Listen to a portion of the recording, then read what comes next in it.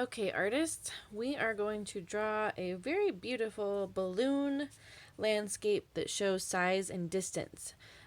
So I'm on page 10 of my art book, and you can see I turned it horizontal to give me a wider space.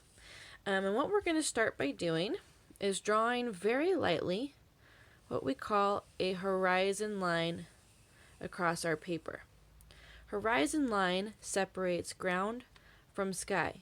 So no matter what kind of background you choose for your drawing, whether you have mountains, or you have a river, or you have bosky trees, or whatever it is, you can see where things are supposed to go. This is my sky, this is my ground, right? So for mine, I love being in New Mexico, and I think one of the most beautiful places is the mountains.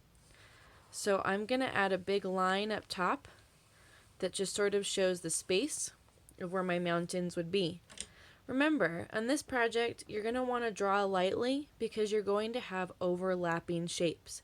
And when you have overlapping shapes, sometimes you need to erase extra lines. So I'm kind of making a very basic background here, just so I know where to put things and I can add more details later. So when I add my balloons, I want to start with my biggest, closest one, and then work my way back to the smaller ones.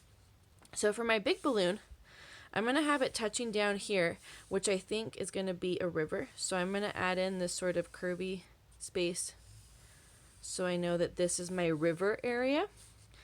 And I'm going to draw a big curved line. This might take a little bit of practice. This is our balloon envelope. This is that big, huge space that we see. And at the bottom of the balloon, we have this little skirt right here. And we have the burner. Now, the burner can look however you want it to look. I'm going to sort of attach it as a rectangle with some little fiery parts inside, because that's just what I want to do. And I need to attach my basket, my gondola, which if you want to, you could try making it more of a 3D looking shape. The choice is yours. I say play today and see what works for you. See how I'm erasing the part of my horizon line that I no longer need because my balloon is in the front. See that? So there's my very first balloon, and I'm going to add a little splish splash of water right there because it's splishing down in the water. So that's our big balloon, artists, and we'll come back and add in these details later with all the pretty cool stuff and if we want to make it a special shape.